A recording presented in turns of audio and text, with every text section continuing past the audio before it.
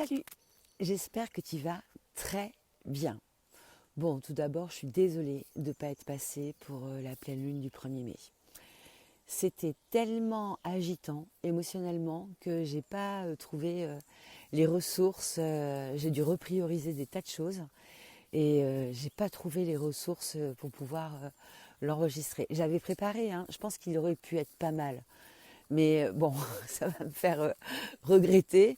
Mais honnêtement, quand le timing a commencé à se desserrer, j'avais plus le jus, quoi.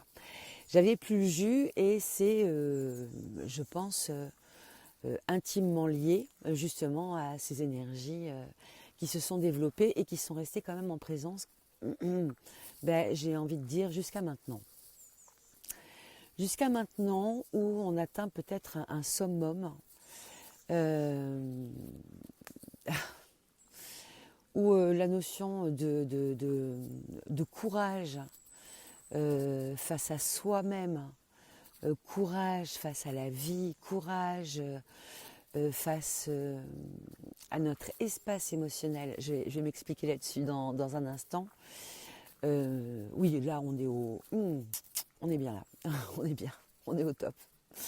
On est au top. On est au top et notamment, qu'est-ce qui vient se faire euh, mettre en lumière comme ça, là, en fait, c'est l'expression du contact de Mars avec Chiron en bélier. Voilà. Donc Chiron, la douleur, la blessure, mais celle qui, quelque part, vient provoquer l'éclosion d'une sagesse parce qu'il convient d'user de certaines stratégies en fait pour pouvoir la dépasser, mais douleur reste toujours présente. Hein. C'est la question de la douleur qui ne s'en va pas, qui ne peut pas s'en aller, donc c'est pas un concept foufou non plus. Hein. Et Mars, ben, la capacité d'action, donc capacité d'agir avec cette compréhension, peut-être cette clarté de ce qu'est la porte d'entrée de notre douleur racinaire, identitaire, dans le je suis. Qu'est-ce qui a été blessé, qu'est-ce qui est blessé, qu'est-ce qui est douloureux dans le je suis. Bon, c'est balèze, hein. C'est balèze, c'est une grosse question et qui demande beaucoup de, je dirais, de tact et de subtilité pour pouvoir la développer avec sérénité. Et on n'est pas non plus, il me semble, complètement obligé d'aller la développer non plus jusqu'au bout, parce que autant le savoir, c'est qu'il n'y a pas de bout. Et que ici,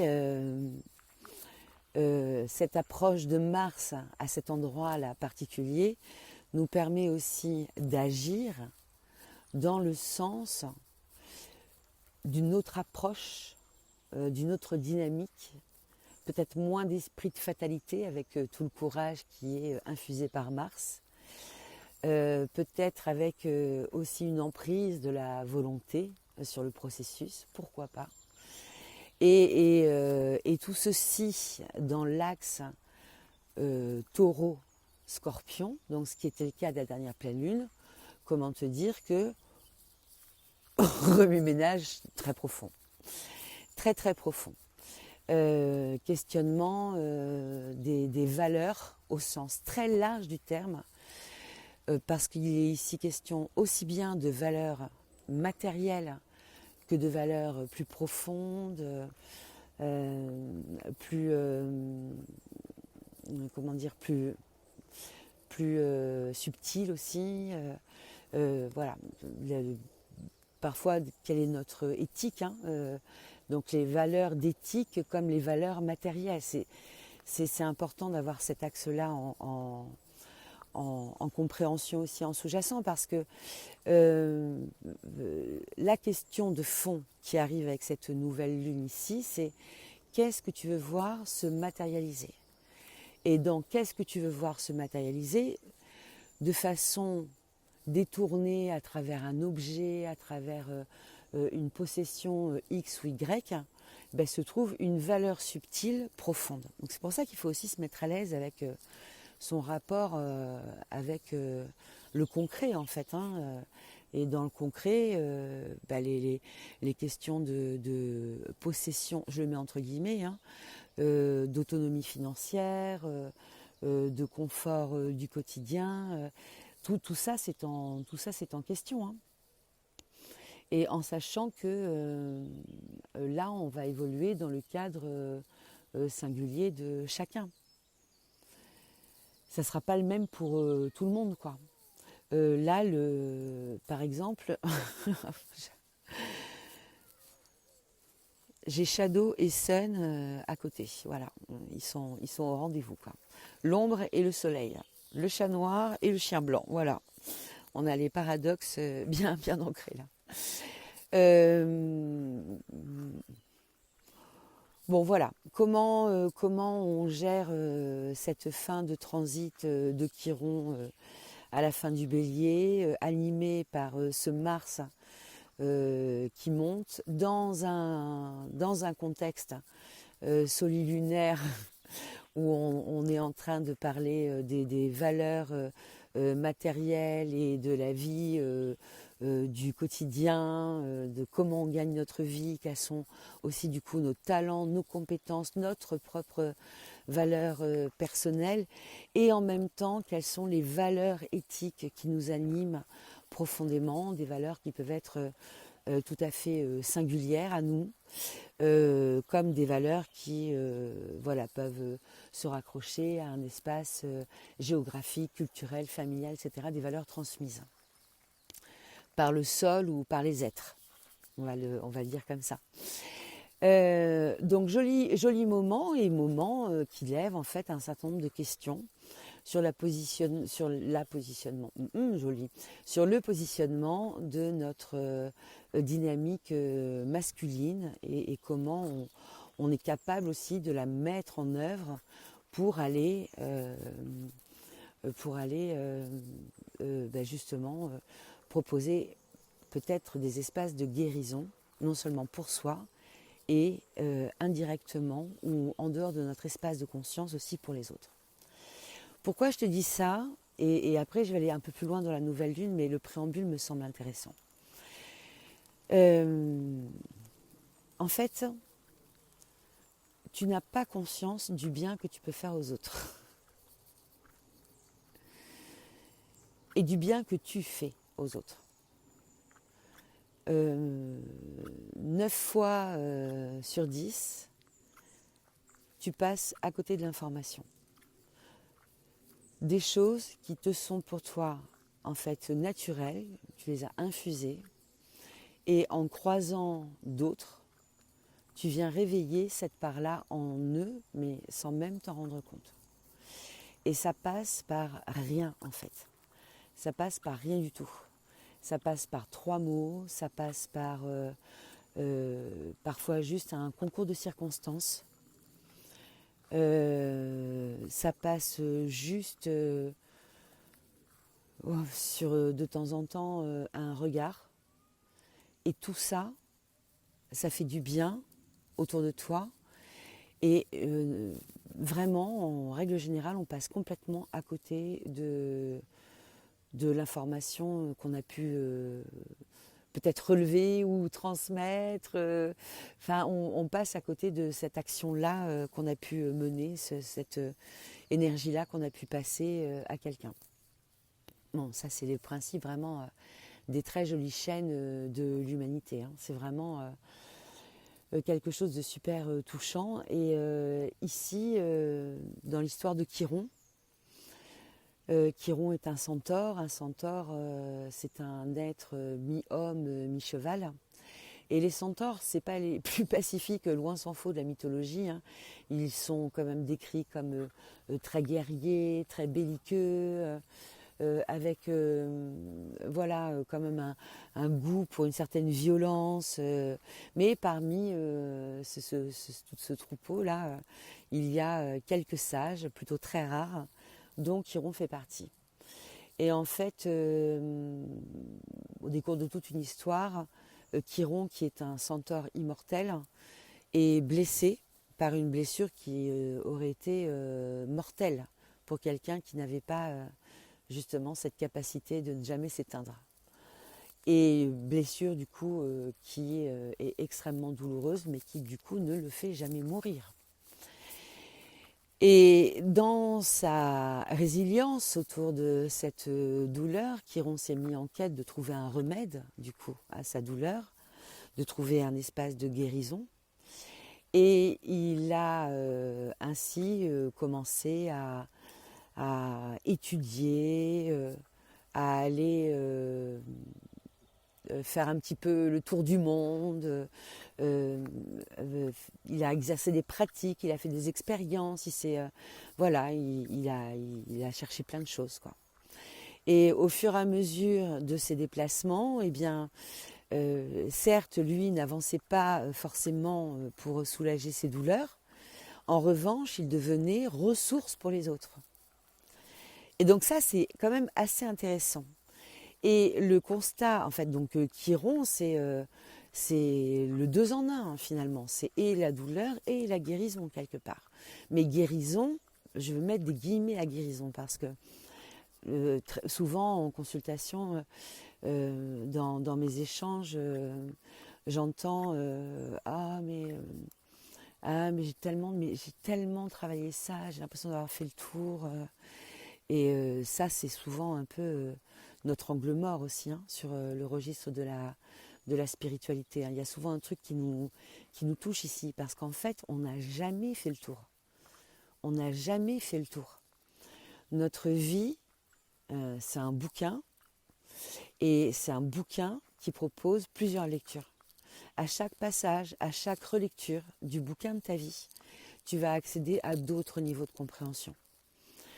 Le principe de l'évolution, c'est une spirale. Donc ça veut dire qu'à un moment donné, on repasse sur ce qui a été déjà vu. On repasse, mais par au-dessus, par une vision méta.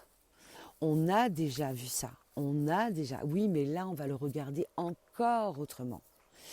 Et peut-être que dans 5 mois, ou 5 ans, 10 ans, bref, peu importe, hein, ou au gré de prochaines éclipses, dans 9 ans, dans 18 ans, peu importe, eh bien, on va revenir encore à un niveau au-dessus. Et on va avoir comme ça une vision des choses en fait qui s'élèvent. Donc, il ne nous faut pas déplorer. Quand on a comme ça des informations, quand on est en train de se voir dans des schémas qui ont un parfum de déjà-vu, un côté répétitif, essayons, dans la limite de nos possibles, bien entendu, hein, de ne pas déplorer ça et de comprendre subtilement que nous sommes en train juste d'acquérir encore une autre lecture. Et c'est pas j'ai pas avancé, mais alors tout ce que j'ai fait ça n'a servi à rien, si, mais tout sert, quoi. Mais tout sert, vraiment. Rien n'est jamais perdu, quoi. Sauf en cas de évidemment fausse route remarquée, mais mais toute expérience est à notre service. Les agréables, bien entendu, hein, comme les désagréables, et peut-être même que les désagréables sont encore plus à notre service que les agréables, mais bon, on n'est peut-être pas obligé non plus de se faire des challenges à la one again tout le temps en parallèle de ça, quoi. Bon, donc blessure et guérison, de la connaissance de notre rapport à notre propre blessure, un rapport sain, apaisé, mature, qui est capable en fait de piloter avec cette connaissance-là de lui-même. Mais c'est exactement comme quand tu prends en main une voiture ou un bateau ou j'en sais pas, un bus, je ne sais pas, et que dans cet esprit-là, dans cette dynamique-là, eh bien, tu prends conscience que voilà, quand tu fais telle manœuvre, eh bien ton véhicule réagit plutôt un petit peu comme ça, et que du coup, si tu veux que ça se passe bien quand tu fais une manœuvre, tu as besoin d'anticiper ça, ça, ça, ça et ça. En fait, c'est ça, quoi. Tu pilotes avec cette blessure, on pilote tous avec cette blessure comme une spécificité un peu de notre structure. Et très saturnien, hein, le terme de structure, mais il se trouve qu'il est lui aussi en bélier, donc nous sommes tout en cohérence en prenant en compte la vulnérabilité de cette structure-là. Voilà. Voilà. Ici, même un véhicule sorti d'usine, eh bien, il a son propre comportement par rapport à un autre véhicule sorti d'usine. C'est immanquable, en fait. Il y a vraiment... mais c'est comme l'histoire de la quiche Lorraine. Hein. Tu demandes à deux personnes différentes d'exécuter la même recette. Elles n'auront pas le même goût. Hein. Donc voilà, après, tout ce qui passe auprès et qui vient toucher les êtres vivants qui peuplent cette planète se trouve comme imprégné quelque part hein, de son énergie. C'est valable pour tout. Et ça, on se le met un peu en mémoire parce que ça fait toujours du bien de se le rappeler, mais ce que nous créons porte notre vibration. Voilà, c'est plus visible sur certains métiers que sur d'autres, mais c'est une réalité pour tous. Voilà, ce que nous créons émane une part de nous également, quoi. Bon, donc, où j'en étais? Donc, Chiron, donc voilà le décrescendo de cette pleine lune, avec ce sommet là d'impact qui arrive ici. Tous ces attributs du coup et du cœur et du courage. Hein. D'ailleurs, il y a un concours photo qui vient d'être lancé du côté de Maison 11. Je t'encourage à aller regarder ça sur Instagram. Concours photo, des petits cœurs qui arrivent dans l'univers parce que comme tu le sais, comme tu m'as entendu le dire à de nombreuses reprises, cœur et courage, c'est la même étymologie. Hein. C'est rangé au même endroit. L'un est peut-être l'outil de l'autre. Hein, tu vois, il y a ces questions-là qu'on pourrait se poser en sous-jacent et nous avons ici des belles opportunités de bien relier tout ça ensemble. Je ferme la petite parenthèse. Donc la nouvelle lune, là. Bon, je prends un peu de café.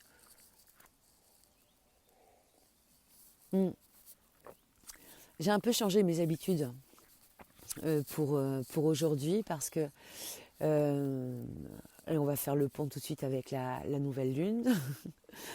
Quand je loupe un podcast, ce qui ne m'était pas arrivé depuis très très longtemps, le suivant est hyper difficile à faire.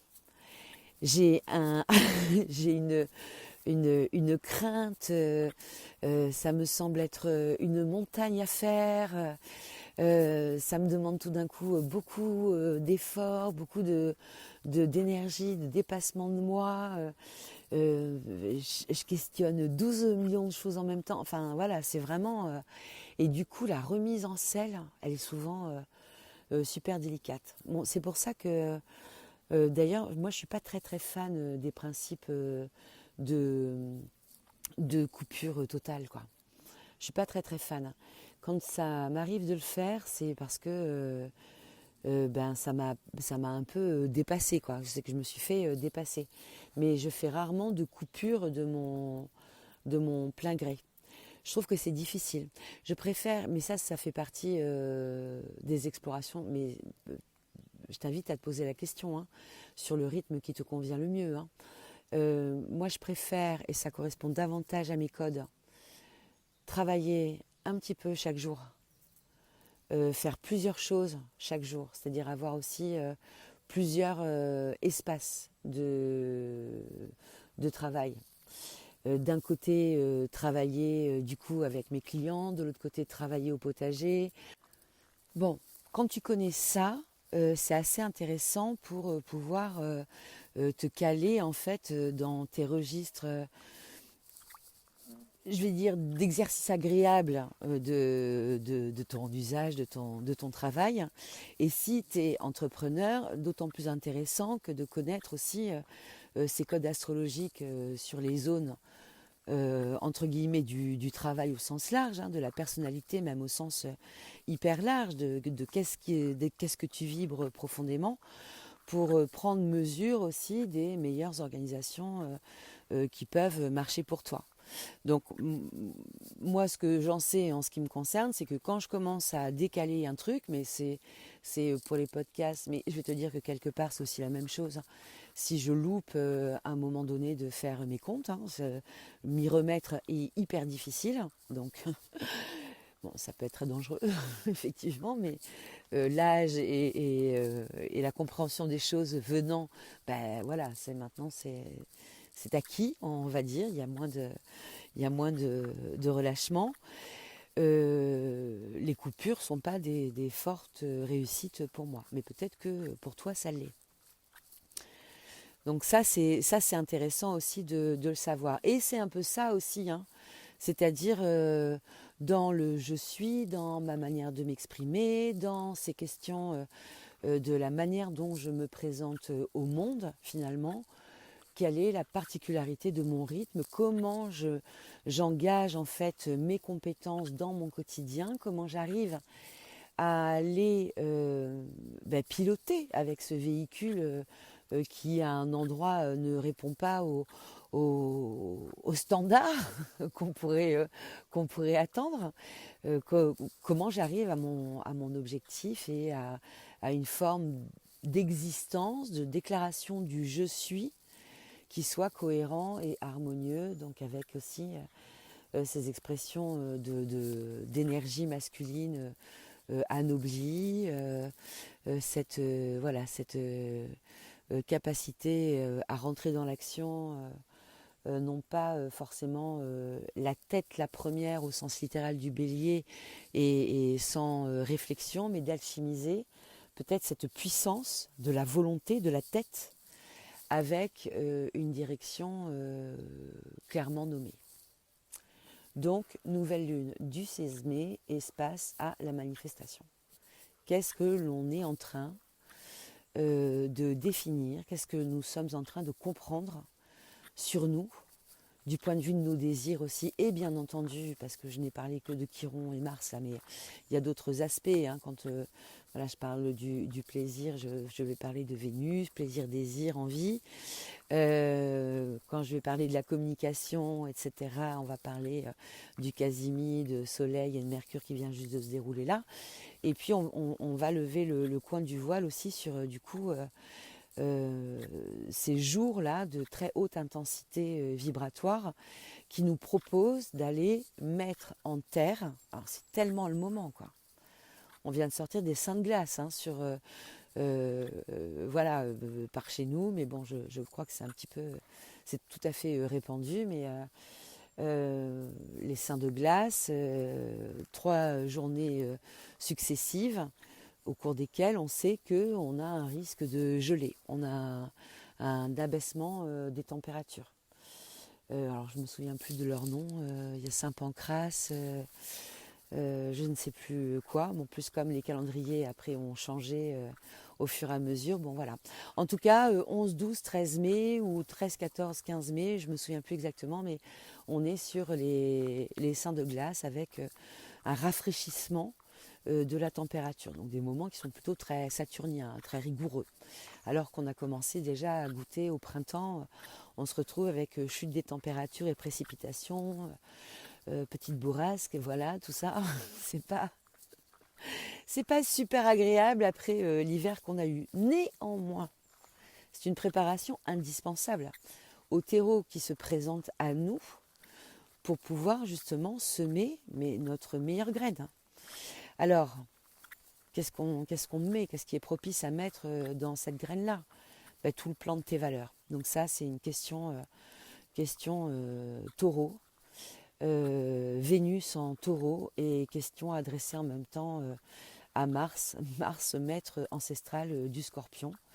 Donc on reste sur l'axe taureau-scorpion avec une prévalence en fait de l'expression du désir vénusien, donc de notre part féminine, si on veut introspecter sur ce plan-là. Qu'est-ce qui fait de moi en fait quelqu'un de comblé, hein, la part féminine étant réceptive, donc qu'est-ce que j'attire à moi, de quoi je me nourris, dans tous les sens du terme, parce que Taureau, bon rapport aussi à la cuisine et aux gourmets et gourmands quand même, on le note, hein, Vénus en Taureau c'est ça. De quoi je me nourris aussi euh,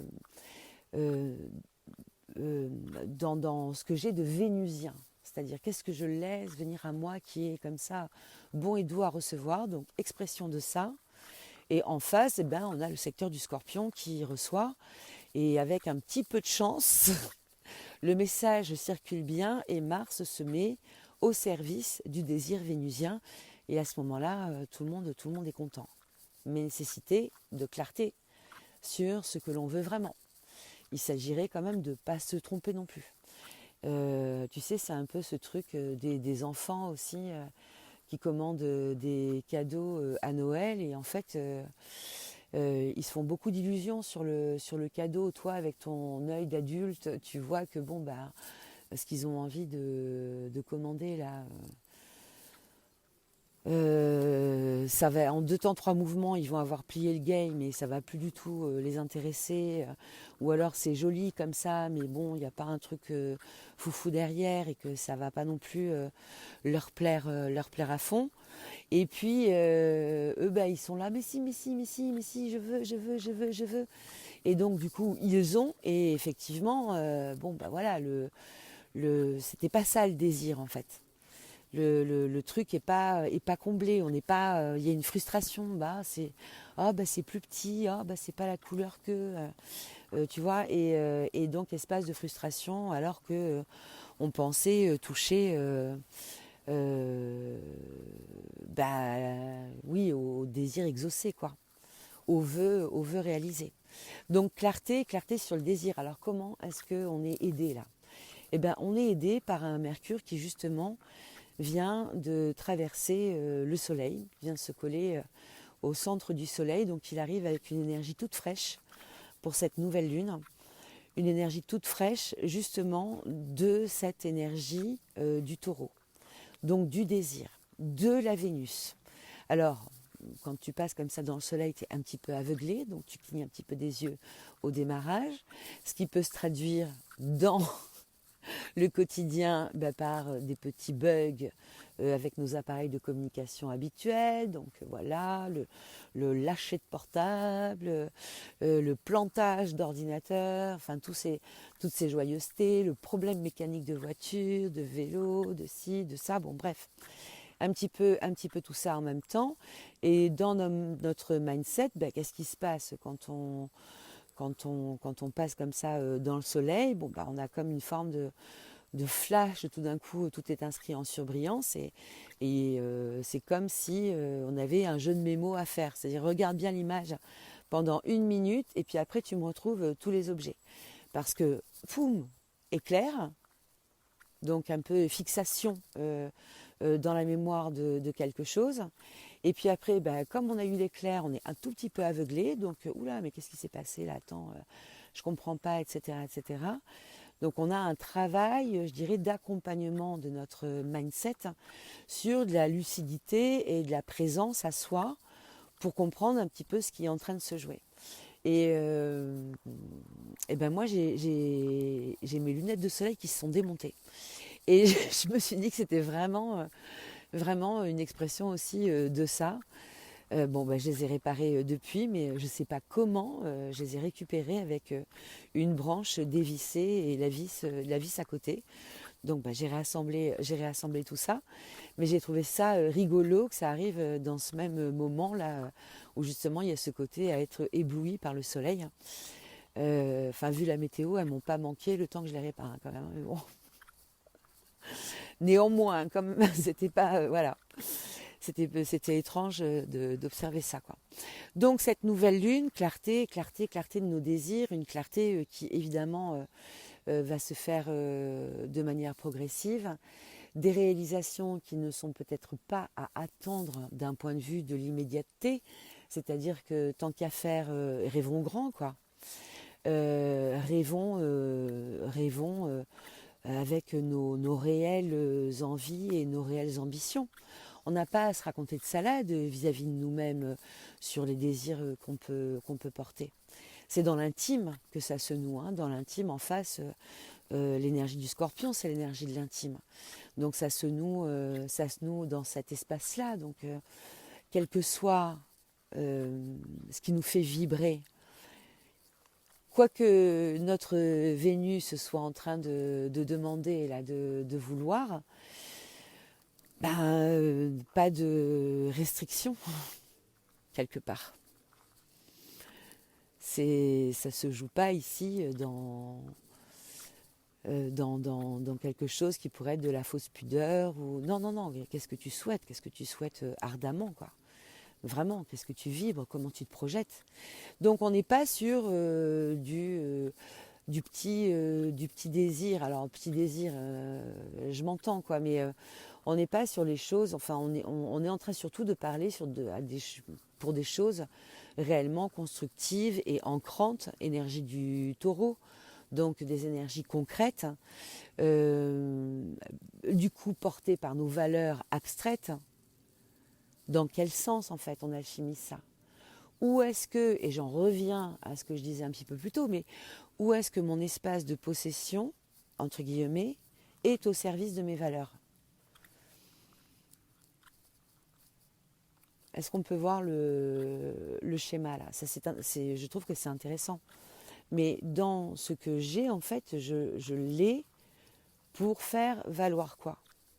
Si j'ai par exemple je sais pas, beaucoup de vêtements, vraiment d'un certain coût, d'une certaine qualité, quelque chose de soigné, que je me préoccupe beaucoup de ça, que ça me prenne une partie voilà, de mon temps. Qu'est-ce que ça peut être la valeur sous-jacente? Pour tout un chacun, ça peut sembler assez léger, mais en fait, il y a quelque chose de plus profond derrière. Le sous-jacent, ça peut être, voilà, moi je travaille au sein d'une entreprise où ma représentation a beaucoup d'importance pour remplir mes missions, pour remplir mes fonctions. Donc, ma garde-robe, et quand j'investis dans ma garde-robe, j'investis sur moi et sur le déploiement de mon entreprise, de mon poste, de mes compétences, etc. etc. Voilà. Alchimiser un goût à un service, par exemple, à un besoin, réussir à rendre cohérent le tout pour que exaucer l'envie ne soit pas vecteur ensuite de culpabilité et trouver comme ça la valeur fondatrice, le sens profond finalement de nos désirs et de nos envies. Si j'ai une grande maison, la vertu peut-être c'est de pouvoir accueillir et ouvrir. C'est peut-être j'ai une grande voiture, oui, la vertu c'est peut-être de pouvoir aussi transporter et puis se déplacer pour aller diffuser des choses qui sont importantes, qui semblent importantes sur le plan du collectif, sur le plan de certaines valeurs. Voilà. Tout peut avoir un sens, mais il faut l'éclaircir ce sens pour être sûr que dans l'appel de notre désir concret, on ne soit pas en train de faire une erreur. Voilà, après, comme je le disais, on a le temps, hein.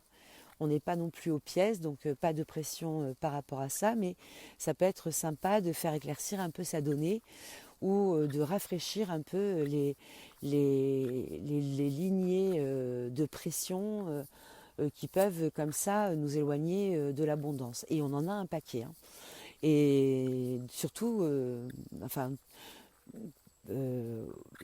parfois on passe à côté de ces informations parce que souvent on a le plan affectif qui prévaut. Je pense là quand on fait des constellations familiales, mais une histoire de faillite dans une famille, ça peut avoir un retentissement sur le vécu d'abondance des descendants, mais vraiment de manière très puissante, hein.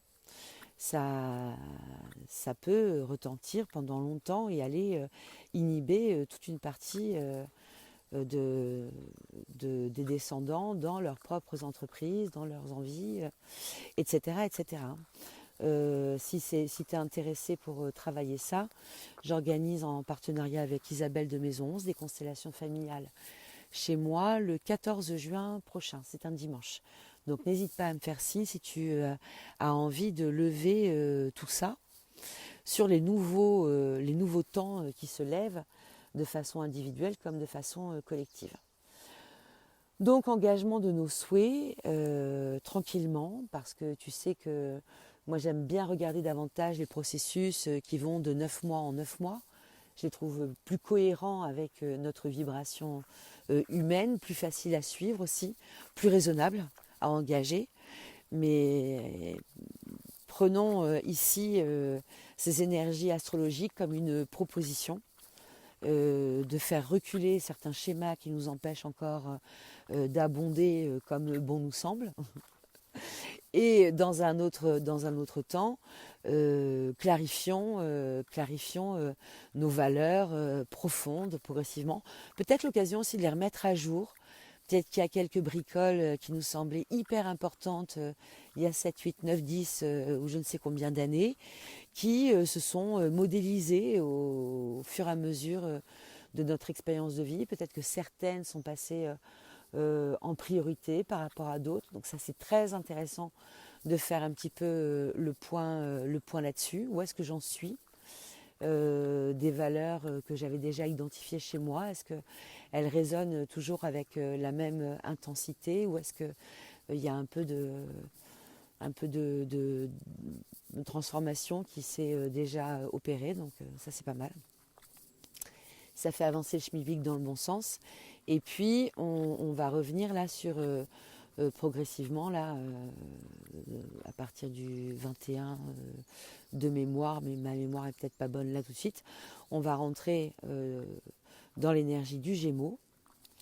Et dans l'énergie du Gémeaux, on va avoir autre chose aussi en termes de légèreté, peut-être même en termes de surprise, parce que le Soleil va venir allumer Uranus, qui vient juste de transiter dans l'énergie du Gémeaux. Donc peut-être que ça peut bouger aussi un tout petit peu. On verra. Mais toujours est-il que on va être un peu plus, on va récupérer un petit peu plus d'aérien en nous, et ça sera pas mal quand même. Il me semble que ça sera un peu plus, peut-être un peu plus agréable que ces derniers 15 jours qui ont été particulièrement lourds, marqués et plombants, quoi. Est-ce que je t'ai tout dit? Non, évidemment. Je pense par contre que j'ai fait un peu le tour.